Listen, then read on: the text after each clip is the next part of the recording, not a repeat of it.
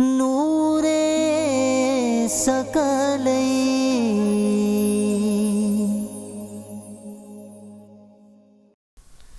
بسم اللہ الرحمن الرحیم۔ الصلاۃ والسلام علیک یا سیدی یا رسول اللہ وعلی آلک و اصحابک یا سیدی یا حبیب اللہ۔ السلام علیکم۔ نور ثقلین کے آج کے اس ایپیسوڈ میں خوش آمدید۔ ہمیشہ کی طرح ہمارے ساتھ موجود ہیں قبلہ والد گرامی، آپ کو خوش آمدید کہتا ہوں۔ شکریہ۔ اور انہی دنوں میں شہادت امام حسن مجتبیٰ وقوع پذیر ہوئی۔ آج ہم اپنے گیسٹ کے ساتھ ان کی شخصیت کے بارے میں گفتگو کریں گے اور ان کی پرسنالٹی کے بارے میں سمجھنے کی کوشش کریں گے کہ آپ کی شخصیت کے بارے میں کتابوں میں ہمارے بڑوں نے کیا فرمایا۔ نحمدہ ونصلی ونسلم علی رسولہ الکریم، اما بعد۔ حضرت سیدنا امام حسن مجتبیٰ علیہ السلام، حضور نبی کریم رؤوف الرحیم سرکار دو عالم صلی اللہ تعالیٰ علیہ وآلہ وسلم کی صاحبزادی، آپ کی شہزادی سیدہ کائنات فاطمۃ الزہرا سلام اللہ تعالیٰ علیہا کے بیٹے شہزادے، مولا کائنات مولا علی کے بیٹے، اور رسول اللہ صلی اللہ تعالیٰ علیہ وآلہ وسلم نے ارشاد فرمایا، اللہ تبارک و تعالیٰ نے ہر نبی کی ذریت کو اس کی اپنے صلب اور پشت میں رکھا، سبحان اللہ، اور میری ذریت کو علی کی پشت میں رکھا۔ سبحان اللہ، ماشاء اللہ۔ اس اعتبار سے فرمایا کہ یہ رسول اللہ صلی اللہ تعالیٰ علیہ وسلم کے شہزادہ رسول اور ابن رسول ہیں۔ سبحان اللہ، سبحان قرآن مجید نے بھی آیت مباہلہ میں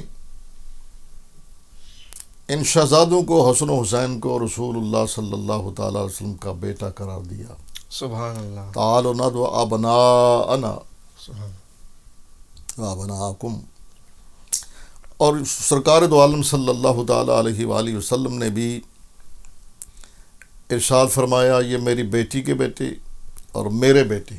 سبحان اللہ، سبحان اور پھر سرکار دو عالم صلی اللہ تعالیٰ علیہ وسلم نے حدیثیں بخاری میں موجود ہیں، سیاستہ میں موجود ہیں، سرکار دو عالم صلی اللہ تعالیٰ علیہ وسلم نے مدینہ طیبہ مسجد نبوی شریف ممبر پہ جلوہ فروز ہو کر حضرت سیدنا امام حسن مجتبیٰ علیہ السلام کو اپنے پہلو میں ساتھ بٹھا کر ارشاد فرمایا، اور روایت کے الفاظ کچھ یوں ہیں کہ صحابہ کا مجمع ہے تو اور سرکار دو عالم صلی اللہ تعالیٰ علیہ وسلم ینظر الی الناس مرتن و ینظر الیہ مرتن، سرکار دو عالم صلی اللہ تعالیٰ علیہ وسلم ایک مرتبہ صحابہ کی طرف دیکھتے ہیں، ایک دفعہ حضرت امام حسن علیہ السلام کی طرف دیکھتے ہیں۔ سبحان اللہ۔ لگتا یہ ہے کہ حضور نبی کریم صلی اللہ تعالیٰ علیہ وسلم سب صحابہ کی توجہ چاہتے ہیں سبحان کہ اللہ، سب متوجہ ہو جاؤ، واہ واہ، سبحان اللہ۔ اور جب توجہ ہو گئی تو امام الانبیاء صلی اللہ تعالیٰ علیہ وسلم نے ارشاد فرمایا، ان ابنی ھذا سید، سبحان اللہ، میرا یہ بیٹا سید و سردار ہے۔ سبحان اللہ، تو معلوم ہوا یہ تخت کے محتاج نہیں، تخت ان کا محتاج ہے۔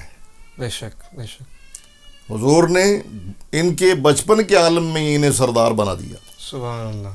تو یہ تخت پر ہونے سے سردار نہیں بلکہ سیدہ کائنات کے لال ہونے سے سردار، واہ واہ، سبحان اللہ، حضور کے کیا بات۔ شہزادے ہونے کی وجہ سے سردار ہیں۔ اور پھر ان الحسن والحسین سیدا شباب اہل الجنہ، اور جنتی جوانوں کے سردار ہونے کا اعلان بھی فرما دیا۔ سبحان اللہ، سبحان اور پھر بخاری میں یہ روایت موجود ہے، حضرت ابوبکر صدیق رضی اللہ تعالیٰ عنہ مدینہ طیبہ مسجد نبوی شریف حضور سرکار دو عالم صلی اللہ تعالیٰ علیہ وسلم کے وصال مبارک کے چند دن گزرے تھے، مسجد نبوی شریف سے باہر نکلے، مولا علی بھی ساتھ ہیں، حضرت امام حسن علیہ السلام نظر آئے تو انہیں کندھوں پہ اٹھا لیا، کیا بات، سبحان اللہ، اور کندھوں پہ اٹھا کر یہ اعلان فرما رہے ہیں، بے ابی شبیہ بن نبی، سبحان اللہ، بے ابی شبیہم بالنبی لیس شبیہم بعلی وعلی یضحک. سبحان اللہ. بخاری کے یہ الفاظ ہیں. اور مایا کندھوں پہ اٹھا کر ابو بکر صدیق رضی اللہ تعالیٰ کہہ رہے ہیں بے ابی اے شہزادے تجھ پر میرے باپ قربان. سبحان اللہ. کیا بات. سبحان اور ذرا ناظرین اس بات پر توجہ کیجئے کہ حضرت ابو بکر صدیق رضی اللہ تعالیٰ عنہ کے بابا ان کے باپ بھی صحابی ہیں. سبحان اللہ. اگرچہ وہ فتح مکہ کے بعد فتح مکہ والے دن مسلمان ہوئے مگر حضور کی صحبت ملی ہے بے شک بے شک. تو اس اعتبار سے وہ بھی صحابی ہیں. تو حضرت ابو بکر صدیق رضی اللہ تعالیٰ عنہ کو جن کے باپ یہ شرف ملا کہ باپ بھی صحابی ہیں تو اس باپ کے بارے میں کہہ رہے ہیں کہ اے شہزادے تجھ پر میرا باپ قربان. سبحان اللہ. یعنی امام حسن علیہ السلام کی شخصیت اور سبحان آپ کی عظمت کا عالم دیکھیے کہ ابو بکر صدیق جیسا صحابی اپنا باپ جو صحابی ہے. حالانکہ صحابہ کی تو عادت یہ تھی کہ رسول اللہ صلی اللہ تعالی علیہ وسلم کی بارگاہ میں عرض کرتے تھے ہمارے ماں باپ آپ پر قربان. مگر جب شہزادہ رسول کو دیکھا ابن رسول کو دیکھا تو کہا شہزادے تجھ پر میرا باپ قربان. سبحان اللہ. سبحان اللہ. میرا باپ صدقے. سبحان اللہ. تو ہو بہو رسول اللہ صلی اللہ تعالی وسلم کی تصویر شبیہ بن نبی نبی علیہ السلام کی شبیہ ہے مشابہت رکھتے ہیں سر سے سینے تک امام حسن علیہ السلام اور سینے سے پاؤں تک حضرت امام حسین علیہ السلام رسول اللہ صلی اللہ تعالی علیہ وسلم کی ہو بہو تصویر. سبحان اللہ. حضرت جناب حجت الاسلام مولانا حامد رضا بریلوی اعلیٰ حضرت کے بڑے صاحبزادے انہوں نے اسی بنیاد پر کہا ہے کہ ذات حسن حسین ہے عین شبیہ مصطفیٰ. ذات حسن حسین ہے عین شبیہ مصطفیٰ. ذات ہے ایک نبی کی ذات ہیں یہ اسی کے نام دو. سبحان اللہ. سبحان. اور گرڑے کے پیر پیر نصیر علیہ الرحمٰن نے یہ نقشہ کھینچا کہ اگر دور سے کوئی دیکھے شہزادوں کو دیکھے تو کیا تصور ہوگا کیا سمجھ آئے گی. کھلتا نہیں حسین و حسن ہیں کہ مصطفیٰ. سبحان اللہ. کھلتا نہیں حسین و حسن ہیں کہ مصطفیٰ. کچھ فرق ہو نصیر تو کوئی پتہ چلے. سبحان اللہ. تو یہ رسول اللہ صلی اللہ تعالی علیہ وسلم کی ظاہری مشابہت بھی رکھتے ہیں باطنی مشابہت بھی رکھتے ہیں. اور رسول اللہ صلی اللہ تعالی علیہ وسلم کے شہزادے یہ ان کی عظمت اور ان کی شخصیت کا یہ عالم ہے. تو پھر کیوں نہ ہو کہ رسول اللہ صلی اللہ تعالی علیہ وسلم نے ان کی محبت کا درس دیا اور محبت کا ہر زاویہ اسلوب اور انداز اختیار کر کے کائنات کو بتا دیا کہ یہ میرے بھی محبوب ہیں اللہ کے بھی محبوب ہیں. یا اللہ میں ان سے محبت کرتا ہوں تو بھی ان سے محبت فرما اور جو ان سے محبت کرے ان سے بھی محبت فرما. سبحان اللہ. سبحان اللہ. ماشاء اللہ. آج کل سوشل میڈیا پہ اس بارے میں بات چیت بہت چل رہی ہے. آپ ہماری رہنمائی فرما دیں کہ کیا امام حسن مجتبیٰ علیہ السلام خلفائے راشدین میں سے ہیں؟ جی بنیادی بات تو یہ سمجھ لیجئے کہ پروردگار عالم رب العالمین جل جلالہ و من والہ نے قرآن مجید میں سورۃ النور آیت نمبر 55 میں رسول اللہ صلی اللہ تعالی علیہ وآلہ وسلم کے صحابہ کرام رضوان اللہ تعالی مجمعین سے خلافت کا وعدہ فرمایا. قرآن مجید سورہ نور آیت نمبر 55 فرمایا وعد اللہ الذین آمنوا منکم وعملوا الصالحات لَيَسْتَخْلِفَنَّهُمْ فِي الْأَرْضِ كَمَا اسْتَخْلَفَ الَّذِينَ مِنْ قَبْلِهِمْ. اللہ نے وعدہ فرمایا ان سے تم میں سے جو ایمان لائے اچھے عمل کیے کہ انہیں ضرور خلیفہ بنائے گا انہیں زمین میں جس طرح اس نے خلیفہ بنایا ان کو جو ان سے پہلے تھے. سبحان اللہ. تو خلافت کا وعدہ تو فرمایا مگر قرآن مجید میں یہ بیان نہیں آیا کہ خلفاء کتنے ہوں گے اور ان کے نام کیا ہوں کون کون سے ہوں گے. کیا بات. اسی طرح سرکار دو عالم صلی اللہ تعالی علیہ وسلم کی احادیث میں یہ تصریح وضاحت نہیں ملے گی کہ خلفاء راشدین کتنے ہوں گے اور کون کون سے ہوں گے. کون سے ہوں گے. ان کے نام قرآن و سنت میں موجود نہیں. خلافت راشدہ کے اعتبار سے تو پھر کس بنیاد پر یہ طے ہوگا کہ خلفاء راشدین کتنے ہیں اور کون کون سے ہیں؟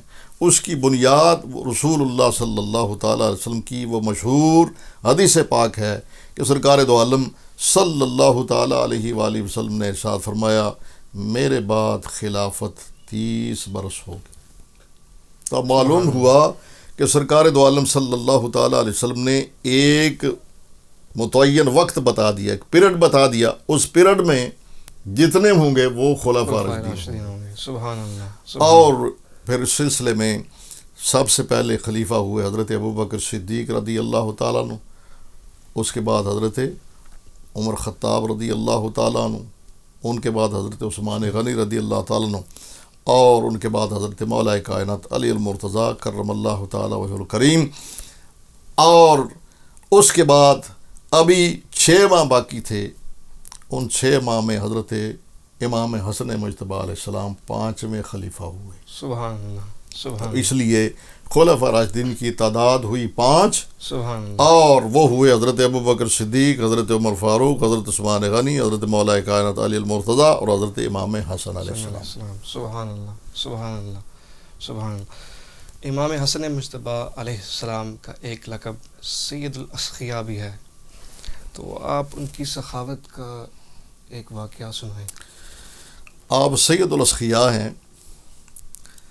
اس سے بڑی سخاوت کیا ہوگی کہ آپ نے حکومت ہی قربان کر دی، سبحان اللہ، کیا بات، حکومت سبحان سخاوت کر دی۔ بہرحال سبحان اللہ، آپ نے کئی مرتبہ اللہ کی راہ میں اپنا نصف مال، 2 مرتبہ اپنا سب مال قربان سبحان کیا، اور آپ کی سخاوت کے بے شمار واقعات موجود ہیں۔